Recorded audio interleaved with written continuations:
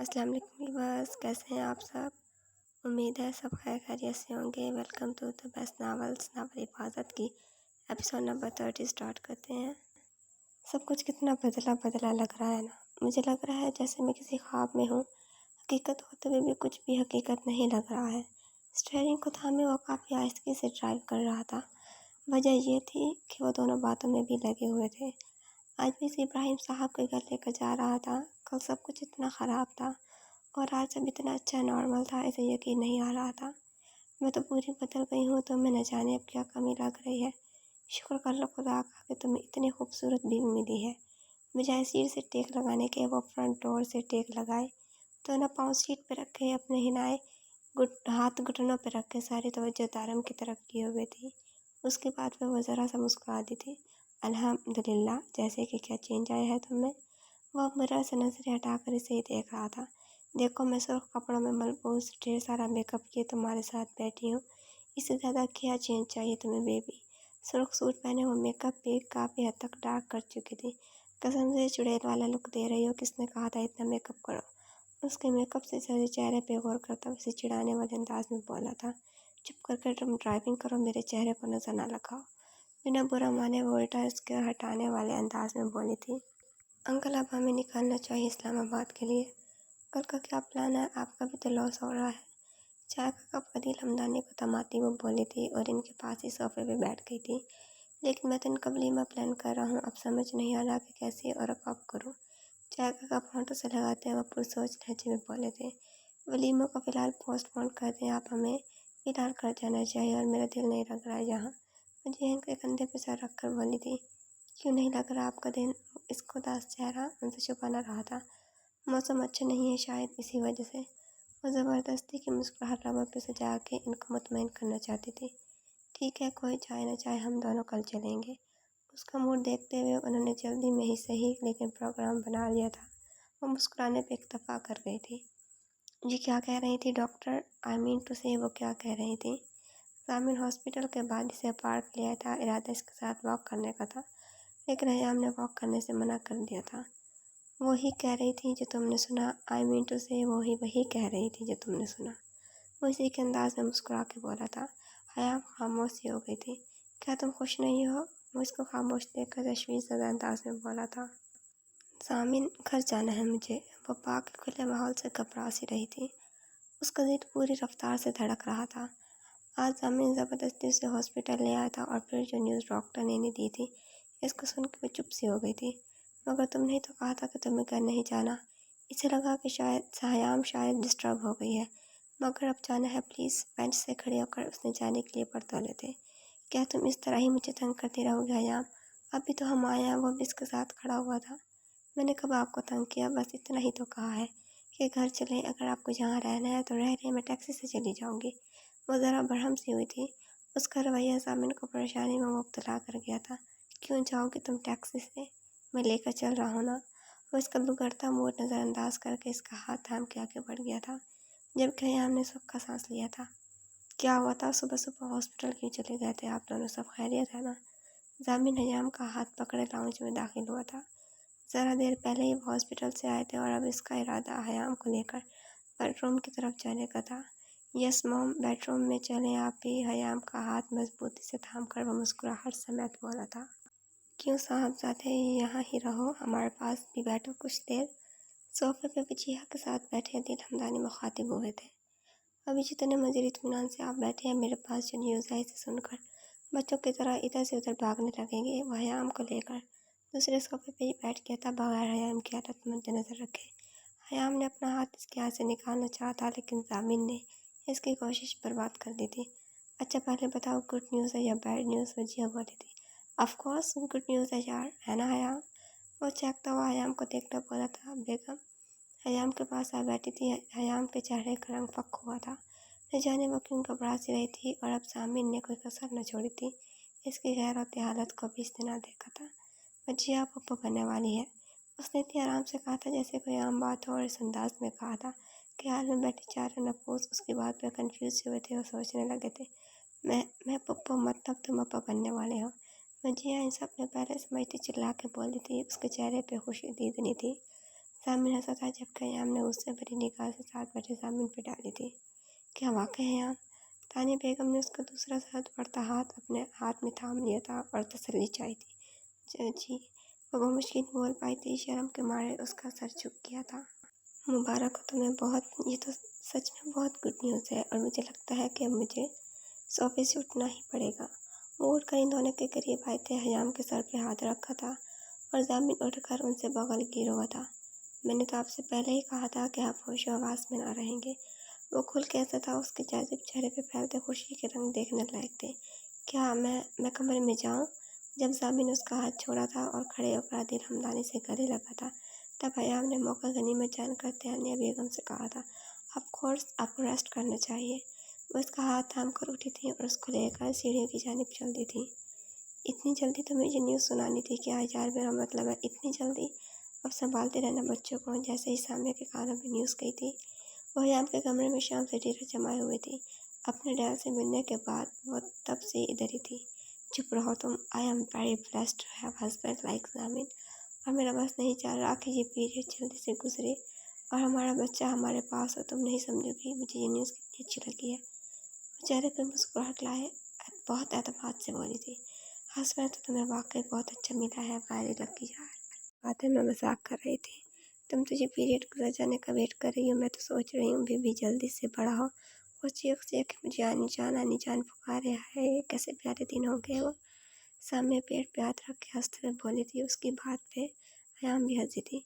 यार अब तुम अपने कमरे में चलो, भाभी को भी रेस्ट करने की ज़रूरत है, इन्हें सोना भी होगा। दारम जामिन और हयाम के रूम में आता हुआ सामने से मुखातिब हुआ था। हाँ तुमने जामिन भाई से बातें कर ली हैं, अब तुम दोनों फारिग हो गए तो मुझे लेने आ गए हो। सामने हयाम के पास से बेड से उठती बोली थी। दानिम उसके तंज पे मुस्कुरा के रह गया था। यार अच्छा बैठी रहो। उसका बदलता मूड देखकर दानिम खुद ही बोल गया था, क्योंकि वैसे भी सामिन अपने रूम में आने वाला ही था और उसके आते ही सामिन ने वैसे ही निकल जाना था। नहीं अब तो तुमने मुझे उठा दिया है, अब चलो। उसका हाथ पकड़ के हयाम को गुड नाइट करती बाहर चली गई थी। क्या कह रही थी सामिया? इतनी देर लगा जिसने यहाँ से जाने में। पहले तो सिर्फ वो तुम्हारी दोस्त थी, खैर से अब तो मेरे भाई की बीवी भी है। अच्छा नहीं लग रहा था इसे यहाँ का नोट करने का। तुम ही कह देती कि चली जाओ, अब तुम्हें रेस्ट करना है। वो बेड के करीब उसके सामने बैठा एक के अंदाज में बोला था, मैं ये नहीं खाऊंगी। सामिन ने कहते हुए साथ में दूध का गिलास और ड्राई फ्रूट्स की प्लेट बेड पे रखी थी। खामोश बीवी। वहाँ के दिखा था इसके लबों पे उंगली रखता बोला था और प्लेट में से बादाम उठा के ज़बरदस्ती इसके मुंह में डाले थे। डॉक्टर ने कहा था कि अपनी मिसेस को हैप्पी रखना है। वो अच्छे से बादाम चबाते हुए दुख से बोली थी, तो मैं क्या तुम्हें मारा हूँ या अपनी खिदमत करा रहा हूँ? उल्टा मैं तुम्हारी खिदमत में लगा रहता हूँ। वो दूध का गिलास उसके लबों से लगाता बोला था। हयाम ने एक घूंट पीकर परे किया था। बहुत बुरे हैं आप। दोपहर में भी सबके सामने लेकर पता भी है कि मुझे कितनी शर्म आती है। वो मुंह मोड़कर गुस्से समेत बोली थी, यार फैमिली से कौन शर्म आता है? तुम मुझे बताओ, तुम्हें किससे शर्म नहीं आती? भी बोल ना, ऐसा काम थोड़ी चलेगा। दुनिया के साथ आगे बढ़ना है, इस तरह पीछे थोड़ी रहना है। एक शौहर अपनी बीवी को कमज़ोर बर्दाश्त कर सकता है, इसकी वीकनेस इग्नोर कर सकता है, लेकिन जब वही बीवी एक माँ के अहदे पर फाइज होती है तो इसका बेबी से स्ट्रॉन्ग देखना चाहता है। कभी भी कोई भी बच्चा इस तरह सर्वाइव नहीं कर सकेगा अगर इसकी माँ इस कदर वीक होगी, दुनिया से डरती होगी, शाय होगी। और मैं तो तुम्हें चाहता हूँ, पूरी कोशिश करता हूँ कि तुम हर किसी से कदम मिला के चलो। उसके हाथ थाम कर मोहब्बत भरे अंदाज में समझा रहा था। आंखें उसके चेहरे पर टिकाए गौसे से देख रही थी। तुम ऐसे देखोगी तो मैं रेस्ट करने नहीं दूंगा। इस तरह करके तुम मज़ीद मेरे दिल की तार छेड़ रही हो।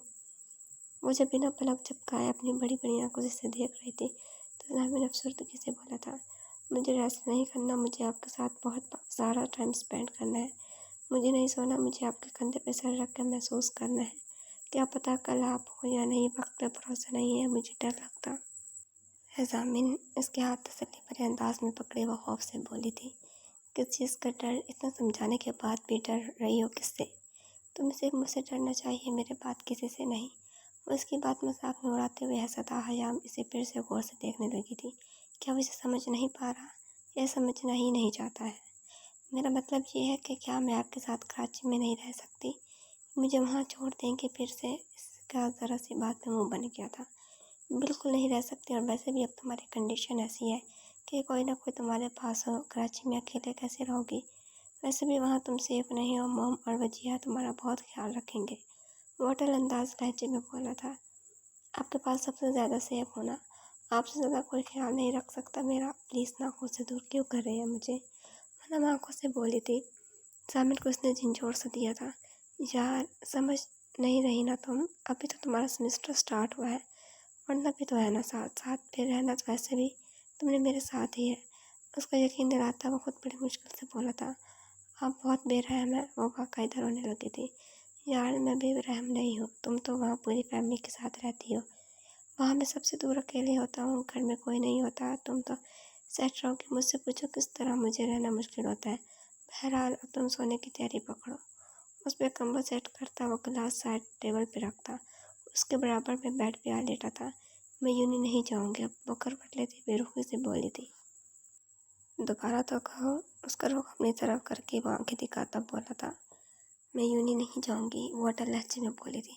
फिर से बोलो। उसकी आंखों में अपनी आंखें गाड़े वो बोला था। हयाम से मजीद इसकी नज़रों का सामना ना हुआ था। जाऊँगी ना अब छोड़ें। वो नज़रें झुकाकर बोली थी। Very good. अब दोबारा ये ना सुनो। उसका बाजू छोड़ता वो बोला था और सीधा होकर लेट किया था। अगले दिन वो आदिल हमदानी, ताने बेगम और वजिया के हमरा इस्लामाबाद आ गई थी। कल से फिर वही रूटीन स्टार्ट हो जानी थी। ताने बेगम सबसे पहले इसे अपने फैमिली डॉक्टर के पास ले गई थी। इसके मुकम्मल चेकअप करवाने के बाद इसे घर ले आई थी। डॉक्टर ने इसे 2 वीक प्रेगनेंसी का बताया था। साथ में ढेर सारी हिदायत भी की थी। तुमने तो कहा था कि हम सब साथ रहेंगे एक घर में। हयाम भी मेरे साथ रहेगी। लेकिन तुम तो मुझे कराची ले आए हो। दारुम सामिन के साथ सामिया को भी कराची ले आया था। घर पहुंचकर पहली बात सामिन ने से यही की थी। जामिन अपनी बीवी से दूर रख सकता है लेकिन सॉरी मैं नहीं रह सकता। शर्ट का बटन खोलता वो बेड पे दराज हुआ था। अजीब आदमी हो। तुमने झूठ बोलकर मुझसे शादी की। वो जी भर के नाराज़ हुई थी। लेकिन अब तो शादी हो गई ना।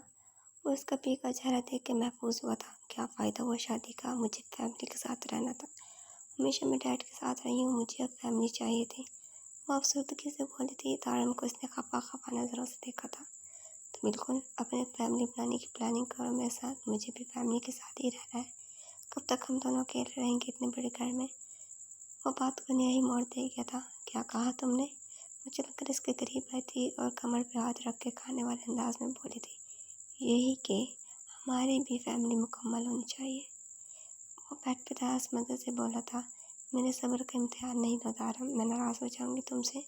वो सूटकेस से नाइट सूट निकाल कर बोली थी। तो मना लूँगा मैं। नाराज़ होने से क्या चाहता है? मुस्कुराया था। चुप करके सो जाओ और मुझे सुकून से बात लेने दो। कपड़े हाथ में लेते वो बाथरूम की तरफ बढ़ गई थी। एक हफ्ते वो काफ़ी बेहतर हो चुका था। इस हफ्ते में वो तनहा रहा था। ये पहली बार था कि वो दूसरे शहर आकर भी एक ही कमरे में बंद हो रहा। वरना पहले जब भी वो दूसरे शहर या मुल्क मीटिंग करने जाता तो फिर पूरा एंजॉय करता। लेकिन अब की बार इसके साथ जो हुआ वो काबिल गैर था। आज की मीटिंग के लिए इसे जल्दी रेडी होना था। वैसे ही सब इसकी बीमारी और एक्सीडेंट की वजह से पोस्टपोन हो चुका था। वाइट शर्ट और रॉयल ब्लू कलर 3 पीस पहने, रॉयल ब्लू ही टाई लगाए वो बिल्कुल तैयार था। बालों को इसने जल्द सेट किया था। चेहरे पे हल्की बियर्ड बिल्कुल सेट थी। लैपटॉप बैग में डाल था। वो रूम लॉक करके बाहर निकला था और ऑफिस की जानिब चल दिया था। ऑफिस पहुंचकर इसकी पहली मुलाकात मैनेजर से हुई थी। वहाँ से होते हुए वजीर हमदानी के रूम की तरफ बढ़ा था। इनसे सलाम करके वो इनके मुकाबिल बैठा था और साथ लाया हुआ लैपटॉप खोल कर इनके सामने किया था। काफ़ी कमक इसने थामा था और लगभग सही लगाया था जब एकदम दरवाज़ा खुला था और अंदर आए थे। अंकल जी वाली फाइल चेकआउट कर ली है मैंने। मैं लंच के लिए जाऊँगी भी यूनी से पिक करूँगी। अपने धुन में वो जल्दी वजीर हमदानी के सामने खड़ी थी। ब्लैक कलर जीन्स के साथ शॉकिंग रेड कलर का स्वेटर पहने, बालों की हमेशा की तरह पोनी बनाई वो इनके सामने खड़ी थी। फ्लैट तो इसने कभी पहनी ही नहीं थी। अब भी वो रेड हाई हील्स में मौजूद थी। आज लंच के लिए ना जाओ बेटा। आप इनके साथ ज़रा कुछ देर मिलकर डील डिस्कशन कर लो। ये वही हैं जिनके साथ हफ्ता पहले मीटिंग थी बट पोस्टपोन कर दी थी। अदील हमदानी ने इसकी निगाह बुरहान की तरफ करवाई थी। एक पल में वो इसको देखकर पहचान गई थी जबकि बुरहान को भी इसको पहचानने में देर न लगी थी। मुझे अच्छी तरह पता है कि आपकी स्किल्स क्या हैं। सो आप यहाँ तो अपने स्किल्स डिफाइन नहीं करेंगे ना। इसके डॉक्यूमेंट्स पे नज़र डालकर अब वो इसे देख रही थी। इसके लिए वो अपने ऑफिस में आ गई थी। मिस मैं यहाँ अपने क्वालिटी या स्किल्स डिफाइन करने नहीं आया।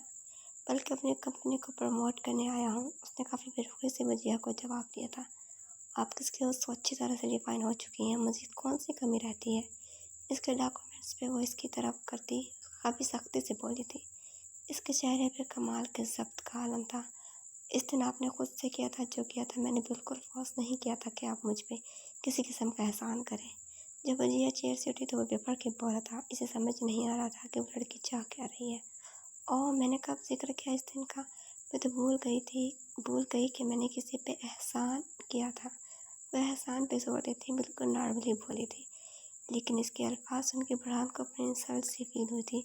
सबके एक एहसास करके वो कुर्सी से उठा था और इससे मुकाबला आया था।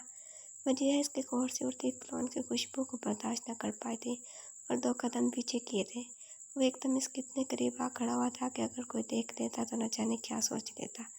दुनिया में इतने अच्छे बंदों का कोई काम नहीं। नेक्स्ट टाइम से बिल्कुल इतना अच्छे बनने की ज़रूरत नहीं, और अगर इतना ही अच्छा बनना है तो इस दुनिया से ताल्लुक़ ख़त्म कर लो। Free advice. इसकी आंखों में आंखें डालता वो इसका सुकून बर्बाद कर रहा था। वजीहा को अपना आप डोलता महसूस हुआ था। वो इस कदर मजबूत आसाब की मालिक थी, लेकिन इस वक्त बिल्कुल कमज़ोर सी हो गई थी। आंखें चिपकाए बगैर वो इसे ही देखने में महू थी। Goodbye. उसके चेहरे के सामने हाथ हिलाता वो बोला था और ऑफिस से चला गया था, जबकि वजिया इसकी मौजूदगी अब तक अपने ऑफिस में महसूस कर रही थी। अंकल, मैं जा रही हूँ हजाम को लेने। मैंने इसे मैरिज किया है, वो यूनी में ही है। घर ड्रॉप करके मुझे एक काम से जाना है, सो खान पे वेट ना कीजिएगा। बुरहान को मीटिंग से फारिग करके वो दोबारा दिल हमदानी के ऑफिस में आई थी। मिस्टर बुरहान को सही ट्रीट किया आपने। इनकी कंपनी के साथ हमारा प्रोजेक्ट चल रहा है बेटा। वो कुर्सी की पूछ से टेक लगाए बोले थे। अव्वल तो अंकल, मैं कोई बिजनेस वूमेन नहीं हूँ, सिर्फ आपका हाथ बटाने या अपनी फरागत के लिए मैं यहाँ आ जाती हूँ। मुझे नहीं पता कि मिस्टर बुरहान का क्या मैटर है।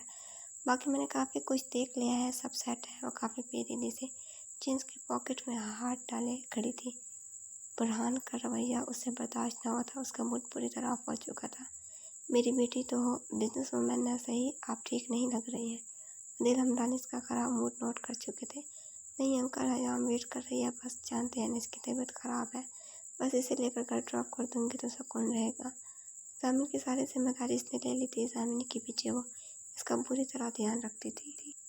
ओके आप जाओ। वो इनकी इजाज़त लेते ही ऑफिस से निकल गई थी। मामा, जब से मेरी शादी हुई है मजाल है कि मुझे एक पल का सुकून मैसर हुआ हो।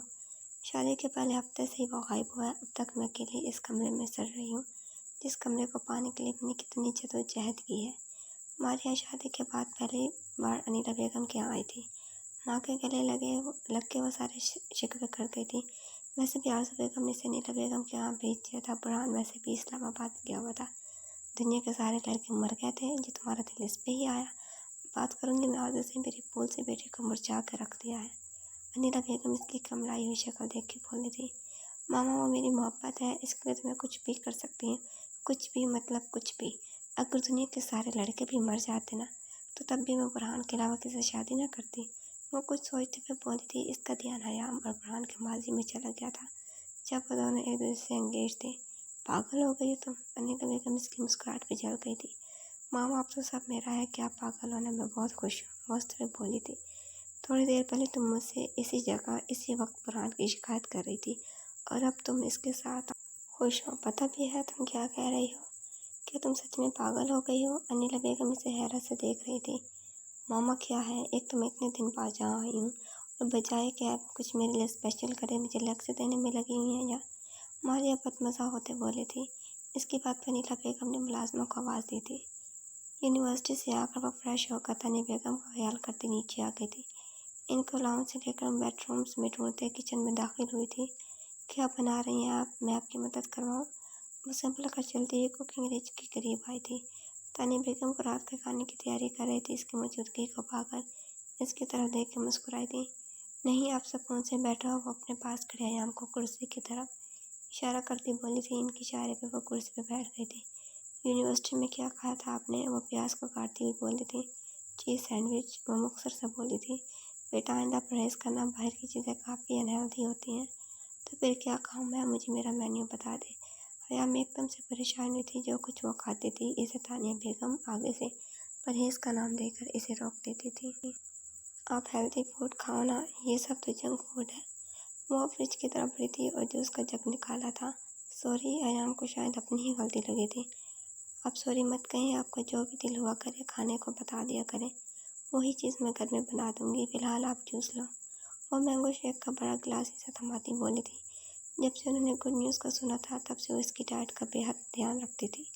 वैसे भी डॉक्टर की हिदायत के मुताबिक वो काफ़ी वीक थी, इसी वजह से वो बाहर की चीज़ें और जंक फूड से परहेज़ करवाती थी। मीटिंग अटेंड करके वो वापस होटल आ गया था। साथ ही इसने लाहौर जाने की टिकट बुक करवाई थी। चेंज करने के बाद उसने खाना खाया था। खाना खा के वो बेड पे फैल के लेटा था। एक भी दिन इस 1.5 हफ्ते में ऐसा ना हुआ था किसी की मारिया की याद आई हो। इसने मारिया को कॉल किया और मारिया का जैसे नामो निशान जहाँ आके भूल किया था। जितना सुकून वो यहाँ महसूस कर रहा था, इतना ही बेसुकून वो लाहौर अपने घर में था। मैं तो भूल ही गई कि मैंने आप पे कोई एहसान किया था। वजीर का कहा हुआ जुमला उसके कानों में गूंजा था। अजीब लड़की है, हर बार पीछे पड़ जाती है।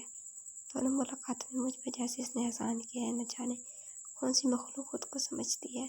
वजीर का कुछ इस तरह का स्केच इसके जहन में बना था। कैसे मैं इसे फेस करूँगा हर मीटिंग में। हर बार वो मुझ पर जताएगी कि मुझे हॉस्पिटल पहुंचाकर इसने एहसान किया है। उसने खफगी से सोचा था। रात का डिनर करके वो थोड़ी देर वजिया और तानिया बेगम के पास बैठकर कमरे में आ गई थी। वो जैसे ही कमरे में आई थी, फ़ोन इसने हाथ में लिया था जो चार्जिंग पे लगा के वो नीचे गई थी। सामिन की 2 मिस्ड कॉल्स देखकर इसके चेहरे पे मुस्कुराहट आई थी। दोबारा कॉल करने की हिम्मत ना हुई थी। तब इसने मैसेज टाइप किया था। क्यों कॉल करते हैं बार बार, उसने पहला मैसेज टाइप करके भेजा था। इतनी दूर से सिर्फ कॉल ही कर सकता हूँ। तुम क्या चाहती हो, क्या करूँ? इमोजी के साथ सामिन ने मैसेज टाइप किया था। हयाम ने मैसेज करके गौर से मोबाइल देखा था। क्या कह रहे हैं आप? मना समझी से टाइप कर रही थी। कह रहा हूँ कि दूर रह के सिर्फ कॉल ही कर सकता हूँ। अब इसने आसान लफ्ज़ों में समझाया था। आपकी मामा और मेरी मामा मुझे कुछ खाने नहीं देती हैं। हर चीज़ें खाने पे पाबंदी लगा रही हैं। इसने अफसोस के साथ लिखा था। वो इसलिए पाबंदी लगा रही हैं कि मेरे बच्चे की मामा हेल्दी रहे। ना, मेरे बेटे की मामा बहुत वीक है। मुस्कुराकर सामी ने मैसेज किया था। एक शर्मीली मुस्कुराहट हयाम के चेहरे पर बिखरी थी। आप उनकी साइड ले रहे हैं, तो क्या मैं उनकी साइड नहीं लूँ? वो मेरी मामा है, उनकी वजह से तो हम साथ हैं। और वैसे भी वो एक्सपीरियंस लेडी है, वो ज़्यादा जानती है ना कि तुम्हारे लिए क्या सेट है और क्या सेट नहीं। बीवी, अच्छा खाया करो, उसने समझाने के अंदाज में लिखा था। मैं ये थोड़ी कह रही कि आप उनकी साइड ना लें, बट मुझसे नहीं हो पाएगा सब। वो नॉर्मल हुई थी। अच्छा छोड़ो ना इन बातों को, ये बताओ कल यूँ नहीं जाओगी? जी जाऊँगी, क्या नहीं जाऊँ? जाओ, वैसे भी मुझे क्या फ़ायदा होगा तुम्हारे जाने या ना जाने से। सामी ने टाइप किया था। सामी प्लीज़ मुझे अपने पास बुला लें, मेरा दिल नहीं लगता यहाँ। क्या मैं आपके साथ नहीं रह सकती? ये बेडरूम मुझे अच्छा नहीं लगता आपके बगैर। ये घर मुझे नहीं पसंद। मुझे कराची आना है, वहाँ से मैंने अपनी ज़िंदगी शुरू की थी। उस घर से मुझे बहुत मोहब्बत है। उस घर के बेडरूम से मुझे मोहब्बत है। ये कमरा आपके बगैर मुझे बहुत बुरा लगता है। आप मेरी बात नहीं सुनते हैं। खफा होते हुए हमने टाइप किया था और वाईफाई बंद करके इसने मोबाइल तकिए के नीचे रख दिया था, क्योंकि इसे पता था कि एक ही जवाब आना है। मामा तुम्हारा ध्यान अच्छे से रख सकती हैं। जब तुम्हें बुलाना होगा तो तुम्हें खुद से दूर क्यों रखूँगा? कितनी बार वो इसे कह चुकी थी, लेकिन सामिन का एक ही बात, वही जुमले सुन के रो जाती थी। हयाम का मैसेज पढ़ के वो दुखी सा हुआ था। इसे मालूम हो गया था कि वो अफसरदा है। मैसेज के बजाय इसने अब की बार कॉल मिलाई थी, लेकिन कोई जवाब इसे मौसूल ना हुआ था। रोज़ाना जैसे इस तरह ही होता था और कई रातें वो इसी तरह सोच के गुजार देता था। अब भी वो खाली दिमाग लेकर बेड पे दराज हो गया था, लेकिन नींद इसकी आंखों से कोसों दूर थी। सुबह सवेरे उठते उसने पैकिंग की थी। नाश्ता मंगवाने के बाद वो बात लेने घुस गया था। 10 मिनट में वो बात लेकर 5 मिनट में तैयार हुआ था। नाश्ते के नाम पे उसने चाय को लबों से लगाया था। भाप उड़ाती चाय ने इसे जैसे ठंड में सुकून दिया था। मामा मैं आज घर आ रहा हूँ, लंच रेडी रखिएगा। व्हाट्सएप पे एक वॉइस मैसेज इसने आरजू बेगम को किया था। और चाय का कप वापस रखा था। बेडरूम से अपना बैग लेकर रूम से बाहर निकल गया था। अब इसका इरादा एयरपोर्ट जाने का था। सूरज से खनकती शुआओं की रोशनी ने इसे जगाया था। अंगड़ाई लेकर इसने करवट बदली थी। अब भी इसका उठने का दिल ना चाहा था। सोने की आदत न थी, लेकिन कराची आकर जैसे इसे बहुत नींद आने लगी थी। घर में फावरे रह कर या तो वह सोती थी या तो घर में घूमती रहती थी। अब शायद मुझे उठ जाना चाहिए। वो घड़ी में निगाह डालकर खुद से बोली थी, जहाँ 12 से ऊपर टाइम हो रहा था। कितना बेहिस शख्स है ये, मुझे उठाए बगैर, मुझे नाश्ता कराए बगैर, मुझे हरगिज़ किए बगैर ऑफिस के लिए निकल जाता है। मैं बैकग्राउंड से टेक लगाकर खुद से बोली थी। दारम के लिए इसके ख्यालात बदलते रहते थे। कभी वो इसे बहुत अच्छा लगता था और कभी इसे बहुत बेहिस, और कभी वो इसे रोमांटिक शो लगता था और कभी बिल्कुल अनरोमांटिक। अपने रेशमी बालों का इसने जूड़ा बनाया था और कंबल हटाकर उठी थी। अब इसका इरादा फ्रेश होने के लिए बाथरूम जाने का था। ओह माय गॉड, आज जमीन भाई के यहाँ जाना था। रात ही तो तारिम ने बताया था, मैं कैसे भूल गई। एक तो इतना लेट उठी थी और दूसरा वो बिल्कुल ही फरामोश कर चुकी थी कि तारिम मुझसे कल रात ही कहा था कि आज का डिनर जामिन की तरफ होगा। वो जल्दी से कबर्ड की तरफ बढ़ी थी। कबर्ड खोलकर इसने अपने कपड़े निकालना चाहे थे। ढेरों कपड़ों में से समझ नहीं आया था क्या पहने और क्या दारम के लिए सिलेक्ट करे। बुलाकर इसने 2 जोड़े निकाले थे और बेड की तरफ लाई थी। अब इसने बैकग्राउंड की तरफ बड़ा अपना मोबाइल उठाया था और दोनों सूट की पिक्चर्स लेकर दारम को व्हाट्सएप की थी। ये दोनों सूट तुम बेकार लाए हो और ये मैं बिल्कुल नहीं पहनने वाली। मेरे लिए आते हुए ब्लैक कलर का सूट लेकर आना। तस्वीरों के साथ इसने मैसेज भी लिख के भेजा था और मुस्कुराई थी। अस्सलाम वालेकुम मामा, कैसी हैं आप? बुरहान घर में पहुंचकर सबसे पहले अर्ज़ बेगम के पास पहुंचा था, जो किचन में इसके लिए ही खाना बना रही थी। आगे मेरा बेटा, वालेकुम अस्सलाम। वो मोहब्बत से इसके गले लगी थी। आज कितने दिनों बाद उन्होंने इसे देखा था। तबीयत ठीक है आपकी? वो इनका हाथ चूमता हुआ बोला था। नहीं, मेरी तबीयत की कौन सी फिक्र है बेटा, न तुम्हें बीवी की फिक्र है न माँ की। वो बेरुखी से बोली थी। ऐसी बात नहीं मॉम, आपको तो बहुत ख्याल है मुझे, वो प्यार से मैं बोला था। आपने लंच मेरी पसंद का रेडी किया है ना? वो आपको अपनी रेंज की तरफ आता बोला हुआ बोला था। हाँ हाँ, तुम्हारी पसंद का ही है। वो इसकी जल्दबाजी पे मुस्कुराई थी। आपको पता है कितने दिन से आपके हाथ का खाना नहीं खाया, बहुत मिस किया है मैंने आपके खाने को। तभी मैं ऐसा हो रहा है, मैं फ्रेश होकर आता हूँ फिर खाना खाते हैं। वो मोहब्बत से बोलता आगे बढ़ गया था। ऑफिस से डायरेक्ट वह एक मॉल के अंदर दाखिल हुई थी। सुस्त रवि से चलती हुई एक ज्वेलरी शॉप में दाखिल हुई थी। यस मैम, एक लड़का फ़ौरन इसके पास आया था। हाय, क्या मुझे कुछ लॉकेट सिखा सकते हो? वो जी चेयर पर बैठती बोली थी। किस तरह के लॉकेट मैम? फॉर बॉय और girl? Of course ladies accessories. इसके कहने पर लड़के ने काफ़ी सारे लॉकेट के सैंपल से सेट इसके सामने किए थे। वजीह ने वो सारे लॉकेट अच्छी तरह देखे थे, लेकिन इसे एक भी अपने मतलब का नज़र ना आया था। और ये सारे सूटेबल नहीं है, प्लीज़ कुछ ऐसा दिखाएं कि जिसकी चेन में एक बड़ा सा स्टोन टाइप कुछ हो। लड़का इसकी बात सुन के वापस इसे अलग पीसेस दिखाने लगा था। कुछ देर में वजीह अपने मतलब का पीस लेकर मॉल से निकल चुकी थी। तुम जानते हो बुरहान, तुम्हें मैंने कितना मिस किया है इस पूरे हफ्ते। वो रात के खाने के बाद किचन के कुछ काम समेट कर बेडरूम में आई थी। आरज़ू बेगम की कॉल पर वो दोपहर में ना सही लेकिन डिनर से पहले आ गई थी। मैंने भी तुम्हें बहुत मिस किया। हुआ बैकग्राउंड से टेक लगाए अपना बाजू फैलाता बोला था। मारिया इसकी बात सुनकर और इसका बाजू फैला देखकर एकदम चौंकने के साथ साथ हैरान भी हुई थी। वो फौरन अपनी साड़ी से खिसक इसके करीब हो गई थी। क्या तुम सच कह रहे हो बुरहान? वो इसके कंधे पर असर रखकर मुस्कुराई थी। क्या मैंने कभी तुमसे झूठ बोला है? मैं संजीदगी से बोला था। I love you Burhan, you are my life. इसका चेहरा थामते मोहब्बत भरे लहजे में खोई हुई थी। मुझे बिल्कुल अच्छी नहीं लगती हैं वो लड़कियां मारिया, जो इस कदर बेशर्मी से शोहर के सामने अपनी झूठी मोहब्बत का इजहार करे। वो एकदम इसे अपने करीब से हटाता, धक्का देता बोला था कि वो बेड से नीचे गिरते गिरते बची थी। बुरहान? मारिया का लहजा एकदम टूटा था। वाट बुरहान? बुरहान एकदम इसके करीब आकर इस पर झुका था, इसको बाजुओं से पकड़कर दोबारा बिठाया था। इसके हाथों की सख्ती मारिया को अपने बाजू में महसूस हुई थी। एकदम इसकी आंखें नम हुई थी। तुम्हारे सलमान ने तुम्हें सलाम दिया था, जवाब दे दो। इस पे सलामती भेज दो। तंजे लहजे में बोला था, जबकि मारिया की आंखें सलमान के नाम पर पड़ी रह गई थी। कौन कौन सलमान? मारिया को अपनी जान जाती हुई महसूस हुई थी। बुरहान की आंखें इसके चेहरे पर जमी थी। तुम्हारा पार्टनर सलमान? इतनी जल्दी भूल गई तुम? वो इसका मुंह पकड़ता चिल्लाया था। दर्द हो रहा है मुझे बुरहान, अपना मुँह छुड़ाती बोली थी। तुम्हें भी दर्द होता है क्या? लोगों की ज़िंदगियां बर्बाद करती फिरती हो, तुम्हें भी दर्द हो सकता है। अब वो वाकई में इसे बेदर्दी से धक्का देता हुआ बोला था कि मारिया अब की बार बेड से नीचे मुंह के बल गिरी थी। वो इतनी ज़ोर से गिरी थी कि उसकी चीख निकल गई थी। अब भी बुरहान बाज ना आया था। खुद भी बेड से उतरता इसके करीब गया था, जो बेड के पास ही कारपेट में मुंह के बल बूंदी पड़ी थी। इसे कंधों से पकड़कर उठाया था और सीधा किया था। मारिया का चेहरा देख के से जरा हमदर्दी भी न हुई थी। मारिया का सफ़ेद चेहरा लाल अंगारा हो चुका था। इसके पूरे चेहरे पे आंसू और बुरहान की उंगलियों के निशान वाक़े थे। खुद से बताओगे तुम या मैं कोई और तरीका फॉलो करूँ? वो शेर की तरह इस पे धड़ा था। मैंने कुछ नहीं किया, झूठ बोल। अभी वो मज़ीद बोल दी। बुरहान ने अपने दाएं हाथ उठा के इसके भीगे चेहरे पर रसीद किया था। वो जो पहले इस काबिल ना हुई थी कि खुद के सहारे खड़ी हो सके। बुरहान के थप्पड़ ने इसके होश उड़ा दिए थे। वो इसके छोड़ने पे वापस बेड पे गिरी थी। इसका मुंह बेड के पास रखी साइड टेबल पे लगा था। कितनी घटिया लड़की हो तुम, मर जाओ ना तुम। तुम्हें मैं खुद मार दूंगा अपने हाथों से। वो जुनूनी क्या मेज़ की तरफ बढ़ा था।